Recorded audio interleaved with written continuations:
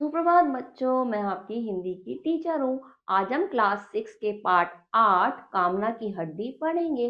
तो बच्चों, पाठ की शुरुआत करने से पहले मैं आपको बता दूँ इस पाठ में हम क्या पढ़ने वाले हैं। दरअसल लोभ जो है, लालच जो है, वो मनुष्य के चरित्र को पतन की ओर ले जाता है, बर्बादी की तरफ ले जाता है। ऐसे जो मनुष्य हैं, उनकी सहानुभूति करते हुए उनके लिए भीष्म कहानी ने इस पाठ में यह बताया है किस तरह से लोभ को समझदारी के साथ अपने बस में किया जा सके, कैसे लोभ करने से बचा जा सके, यह बताने का प्रयास किया गया है। चलिए पाठ की शुरुआत करने से पहले थोड़ी जानकारी लेते हैं। चलिए शुरुआत करते हैं। लोभ मनुष्य के चरित्र के ऐसा दोष है जो उसे निरंतर पतन की ओर ले जाता है। लोभ कैसा है? जो उसके चरित्र को जो है बर्बादी की ओर, उसके जीवन को भी बर्बादी की ओर ले जाता है। लोभ यानी लालच, ठीक है, वो ऐसी है। हमें लालच जो है नहीं करना चाहिए, ठीक है ना, क्योंकि लोभ की कोई सीमा नहीं होती, क्योंकि जो लालच है उसकी कभी कोई सीमा नहीं होती है। लालच जो है बढ़ता रहता है, ठीक है ना, इसका कभी अंत नहीं होता। इस दोष के चलते व्यक्ति की बुद्धि भी समाप्त हो जाती है, और इसके चलते हुए क्या होता है, व्यक्ति अपनी बुद्धि भी खत्म कर देता है। लालच के चलते कुछ भी करने को तैयार हो जाता है, ठीक है। हित अहित का विचार करने की शक्ति उसमें नहीं रहती, वह स्वार्थी हो जाता है, और उसे यह भी नहीं पता लगता कि क्या मेरा सही है और क्या गलत है, ठीक है, जब वो लालच करता है तो, ठीक है। प्रस्तुत कहानी में भीष्म साहनी ने ऐसे लोगों के प्रति सहानुभूति रखते हुए उन्हें लोभ को समझदारी से वश में करने का उपाय बताया है। और इस कहानी में क्या बताया है, ऐसे जो लोग हैं जो लालच करते हैं, वो कैसे अपनी समझदारी से लालच को अपने वश में कर लें और जो है लालच करने से बच सके, यही इस कहानी में भीष्म साहनी ने बताया है। तो चलिए पाठ की शुरुआत करते हैं। स्वर्ण देश के महाराज उदयगिरी 50 वर्ष की अवस्था तक पहुंचते पहुंचते महाराजा धीराज हो गए। जो राजा है वहां पे, वो जो है 50 वर्ष की उम्र में क्या हो गए, जो है महाराजा धीराज हो गए, ठीक है। देश देशांतरों में उनकी विजय पताका लहरा चुकी थी। उनके पराक्रम का कोई पारावार नहीं था। तो उनके जो पराक्रम थे उसका कोई पारावार ना था। जो है देश विदेश में उनका पराक्रम जो है फैल चुका था, लोग उनको अच्छे से जानने लगे थे, ठीक है। अनेक बंदी राजा उनके भीमकाय दुर्ग में अंधेरी दीवारों को ताकते हुए दम तोड़ चुके थे, ठीक है। अनेक जो राजा है, बंदी राजाओं के, उनके यहाँ जो है क्या कर चुके थे, दीवारों में जो है जैसे बंदी बना लिए गए थे, तो वहां पे वो मर चुके थे, ठीक है। किसके यहाँ, वो जो राजा थे, ठीक है, महाराजा उदयगिरी। जब भी महाराजा की सेना किसी राज्य को रोंद कर लौटती, तो महाराजा की विपुल स्वर्ण राशि और बढ़ उठती। उनके मुकुट में नए हीरे मोती चमकने लगते, और पर महाराजा की आंखें अब भी क्षितिज पर अटकी हुई थी। लेकिन अभी भी जो है इतना कुछ मिलने के बाद भी महाराजा की आंखें जो है कहाँ पे अटकी हुई थी, क्षितिज पर अटकी हुई थी, ठीक है। आगे देखते हैं, आगे क्या है। वर्षा ऋतु के अंतिम दिन थे। अब वर्षा ऋतु के अंतिम दिन चल रहे थे। महाराजा अपने मंत्रियों के साथ अपने राज्य की उत्तरी पर्वतों पर आखेट खेल रहे थे। आखेट मतलब शिकार कर रहे थे, ठीक है। दोपहर ढल चुकी थी। महाराजा महाराज एक हिरन का पीछा करते हुए अपना रास्ता भूल गए, और राजा जो है वो एक हिरन का पीछा कर रहे थे आखेट करने के लिए, यानी शिकार करने के लिए, और वो अपना रास्ता भी भूल गए, ठीक है। आखेट की उत्तेजना में वह मीलों तक अपना घोड़ा दौड़ाते चले गए, पर हिरन का कुछ पता ना चला। वो जो है मीलों तक अपना घोड़ा जो है दौड़ाते रहे, लेकिन उसका घोड़े का कुछ भी, जो हिरन है उसका कुछ भी उन्हें पता नहीं लगा, ठीक है। जंगल की सीमा आ पहुंची, और महाराजा थक कर एक पेड़ के नीचे खड़े हो गए। अब जो है पहुंच गए, मीलों दूर आ गए और जंगल की सीमा आई, जो वो वहां पे एक पेड़ के नीचे थक कर जो है खड़े हो गए। मतलब इतना पीछा कर लिया था उन्होंने शिकार करते करते कि वो थक चुके थे। ठीक है, आगे देखते हैं। दूसरे ही क्षण महाराज ने सामने आंख उठाकर देखा तो पुलकित हो उठे। क्या करा उन्होंने, सामने देखा तो वो प्रसन्न हो गए, खुश हो उठे। क्यों उठे, देखते हैं। ढलते सूर्य के लाल प्रकाश के सामने एक विशाल पर्वत अपना गर्वपूर्ण माथा ऊंचा किए खड़ा था और उसके चरणों में बड़ी सी नीली झील बिछी हुई थी। झील इतनी स्वच्छ थी मानो प्रकृति के अथाह सौंदर्य के लिए एक दर्पण हो। मतलब वहां पे जो है जैसे ही वो देखा उन्होंने तो क्या था, ढलते सूर्य का लाल प्रकाश जो है उसके सामने क्या था, विशाल पर्वत था। ठीक है, बहुत ही अच्छा नजारा था। वहां पे झील भी थी। तो ये सब देख के जो है वो पुलकित हो गए, प्रसन्न हो गए, है ना। कौन, महाराजा प्रसन्न हुए। पहाड़ की वादियां देवदार के वृक्षों से लदी हुई थी। दाई और उसकी ढलानों पर एक छोटा सा नगर बसा हुआ था, जिसकी छतें सायकाल के धुंधले प्रकाश में दूर तक फैलती हुई नजर आ रही थी। तो वहां पे जो है इतनी ज्यादा खूबसूरत नजारा था, जिसे देख के जो राजा है वो पुलकित हो उठे थे। ठीक है, आगे देखते हैं। महाराज इस अपूर्ण दृश्य को एकटक देख रहे थे कि उनके साथी उन्हें ढूंढते हुए आ पहुंचे। जब महाराजा उसको एकटक देख रहे थे तो उनके जो साथी है वो वहां पे आकर पहुंच गए, क्योंकि वो उन्हें, किसको, राजा को ढूंढ रहे थे। ठीक है, महाराज स्वयं से बोले, मैं न जानता था कि मेरे राज्य में ऐसे सुंदर प्रदेश भी मौजूद हैं। और महाराज ने कहा कि मैं तो ये जानता ही नहीं था कि मेरे राज्य में इतने सुंदर भी प्रदेश हैं। कौन कहते हैं, महाराजा कहते हैं, क्योंकि उन्होंने पहली बार देखा था। ठीक है, पास खड़े महामंत्री ने हाथ बांधकर उत्तर दिया, महाराज यह प्रदेश आपकी राज्य सीमा से बाहर है। और वहां जो महामंत्री था उसने कहा कि यह प्रदेश जो है वो आपके राज्य सीमा के अंदर नहीं है, ये आपकी राज्य सीमा से बाहर है। ठीक है, राजा ने जो, महाराजा को जो है उसने उत्तर दिया। ठीक है, आपकी राज सत्ता यहीं पर समाप्त हो जाती है जहां पर आप खड़े हैं। वो कह रहे हैं आपकी राज सत्ता तो यहीं पे समाप्त हो जाती है जहां आप खड़े हो, बाकी जो क्या है वो आपकी राज्य सीमा से बाहर है। कौन कहता है, मंत्री बताता है उन्हें। ठीक है, राजा को बता रहा है। ठीक है, महाराज ने पूछा तो क्या यह प्रदेश मेरे राज्य का अंग नहीं है। उन्होंने कहा क्या ये प्रदेश मेरे राज्य का अंग नहीं है क्या, फिर वो पूछते हैं महामंत्री से। ठीक है, मंत्री ने बताया नहीं महाराज, यह वह छोटा सा स्वाधीन देश है जिसके लोग मछलियां पकड़कर अपना निर्वाह करते हैं। यह वह छोटा सा स्वाधीन प्रदेश है जहां के लोग जो है मछलियां पकड़ के अपना जीवन निर्वाह करते हैं। ठीक है, ऐसे बताता है। अपने हाथों की उंगलियां एक मुट्ठी में समेटते हुए महाराज दृढ़ निश्चय से बोले, यह मेरे देश का अंग नहीं है। वो बोलते हैं दृढ़ निश्चय से कि ये मेरे देश का अंग नहीं है। आज ही लौटकर सेना को तैयार करो महामंत्री, मैं स्वयं प्रदेश पर चढ़ाई करूंगा। मेरे राज्य की सीमा अब वह पर्वत शिखर होगा। अब उनकी नजर किस पे पड़ गई, इस पे पड़ गई।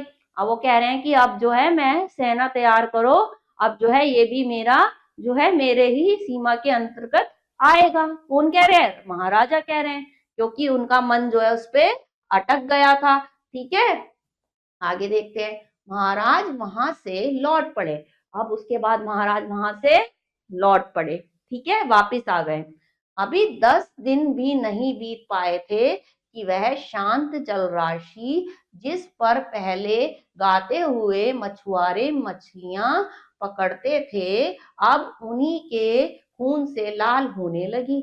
अभी वो 10 दिन भी नहीं हुए थे, पहुंच भी नहीं पाए थे कि वहां पे उन्होंने अपनी सेना से जो है ऐसे युद्ध, ऐसे संग्राम शुरू करवा दिया कि वहां पे जो शांत रहती थी जगह वहां पे हाहाकार मचने लग गया, लोगों पे अत्याचार शुरू हो गए, क्योंकि वहां पे क्या करना था, राजा को उसको अपने क्षेत्र में लाना था इसलिए। ठीक है, महाराज के वीर सैनिकों की वाण वर्षा पेड़ों और पत्थरों को भी शत विशक्त करने लगी, और उनके जो सैनिक थे वहां के पेड़ों को भी क्षति पहुंचाने पड़े, नुकसान करने लगे। ठीक है, ऐसा होने लगा था क्योंकि राजा ने निर्देश दिया था उन्हें कि इस राज्य को अपने उसमें, इसको अपने राज्य उस सीमा में मिलाना है। ठीक है, इसलिए 3 दिन बीत गए।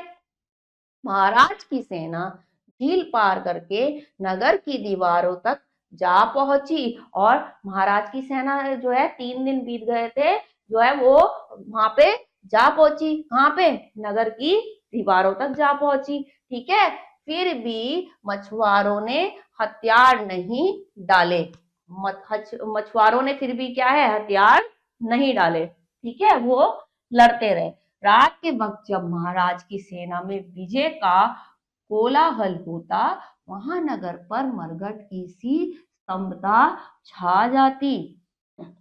कहीं पर कोई टिमटिमाता दीपक भी नजर ना आता। और रात को क्या हुआ, महाराजा की सेना जब बाहर जाती तो वहां पे क्या होता था, कोई भी दीपक जो है वहां पे टिमटिमाना बंद हो गया, कुछ भी ऐसे रौनक वहां पे नहीं होती थी। ठीक है, बच्चे बूढ़े युवा दिन भर लड़ते और रात को अपने मृत संबंधियों की लाशों को ठिकाने लगाते, अपने जख्मों को सहलाते। फिर इस कराल अंधकार में कहीं भी आशा की कोई रेखा ना देखते हुए धरती पर हाथ रखकर अपने प्राणों की बलि देने की शपथ लेते।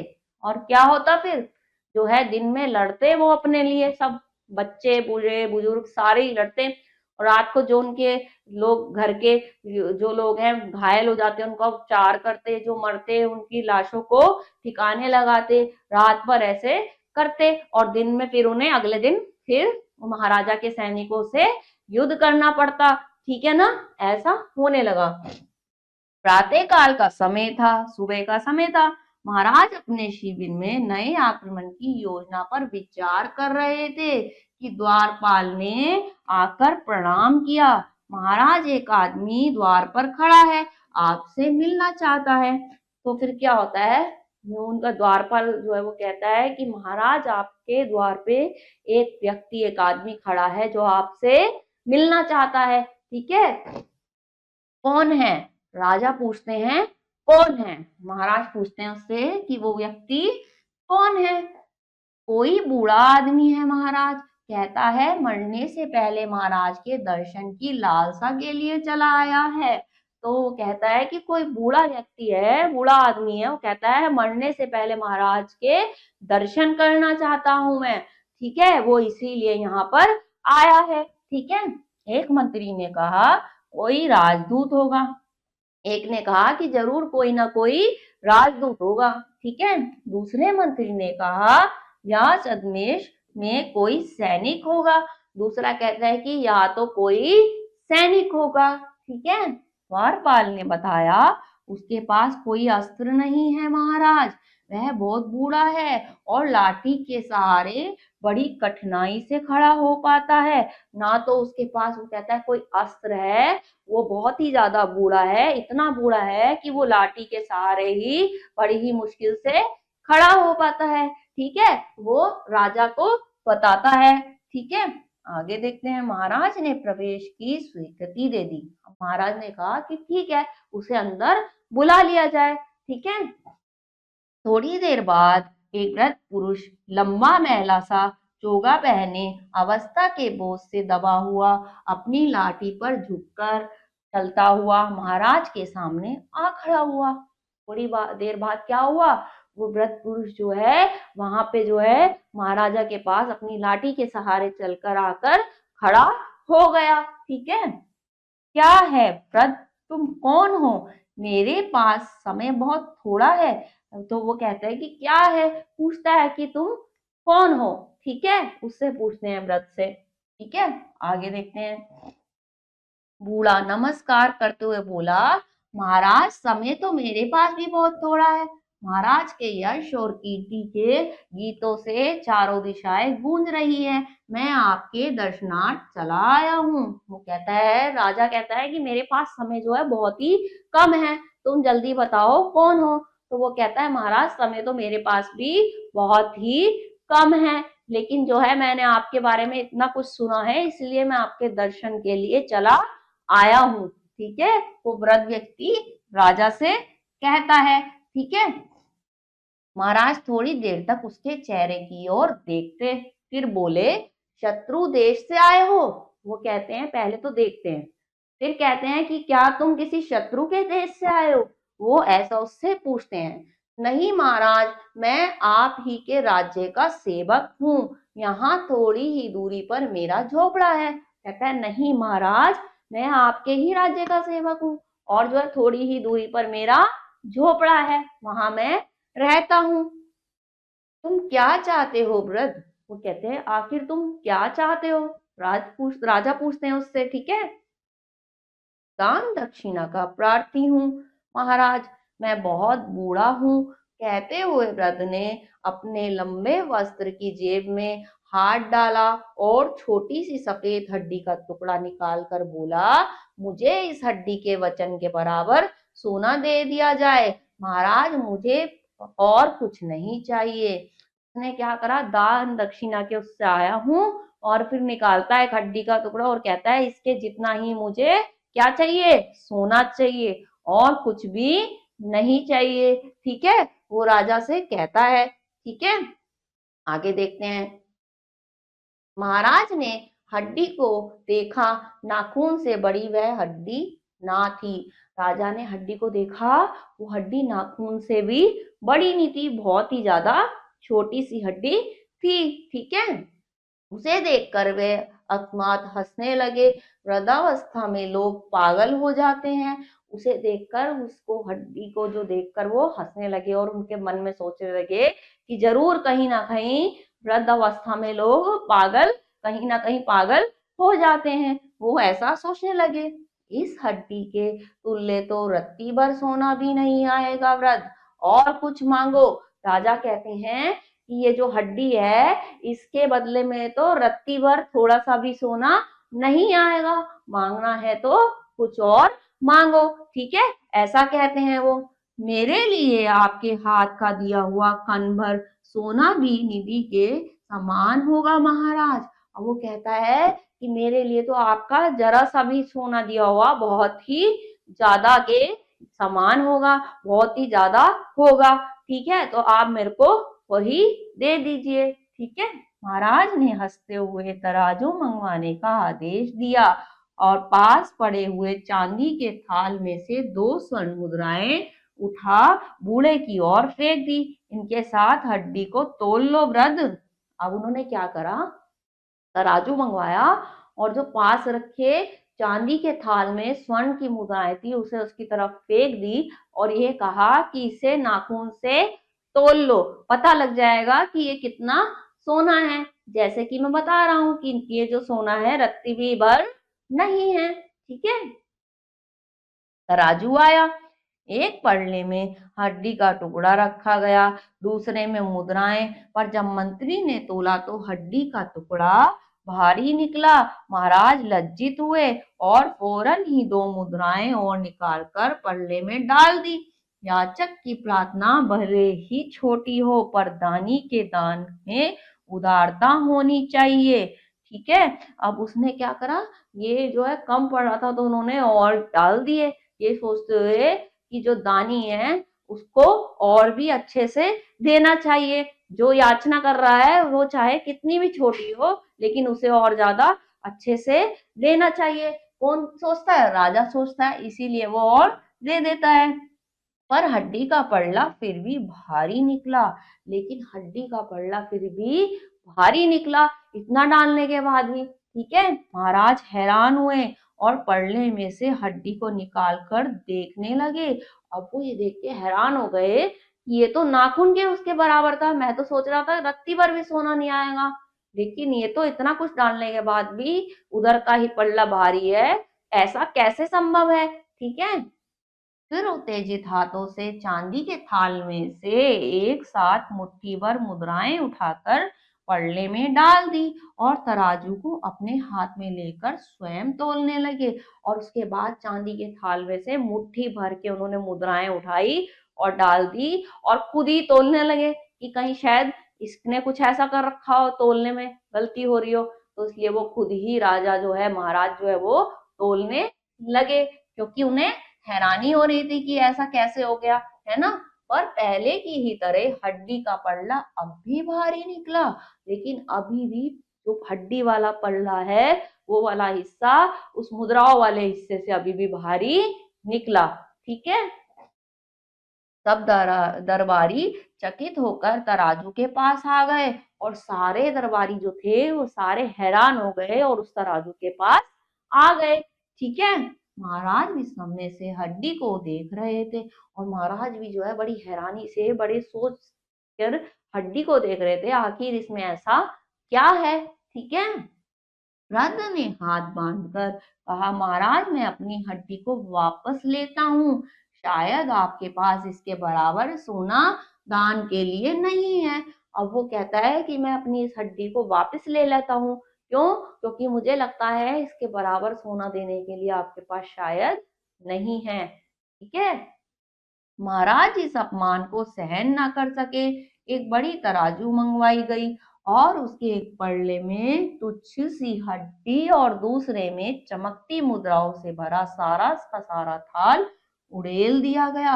अब राजा को जो है बहुत ही अपनी बेइज्जती सी होने लगी और उन्होंने क्या करा, बड़ा तराजू मंगवा लिया और उसमें सारी मुद्राएं जो है उसमें डाल दी और एक तरफ वो जिसको तुच्छ सी हड्डी मान रहे थे वो उसमें डाल दी।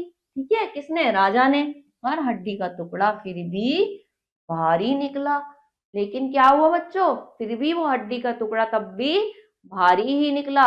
अब जो है ये बहुत ही ज्यादा हैरानी की बात हो रही थी कि आखिर ऐसा कैसे हो रहा था। वृद्ध धीरे धीरे मुस्कुराने लगा। महाराज उदयगिरी, आपका राज्य बहुत बड़ा है, पर आपके राज्य की धनराशि तो क्या संसार भर के राज्यों में इसकी तुलना का सोना ना मिल सकेगा।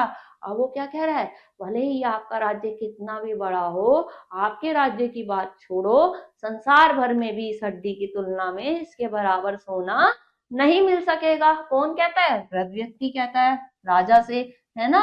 आगे देखते हैं।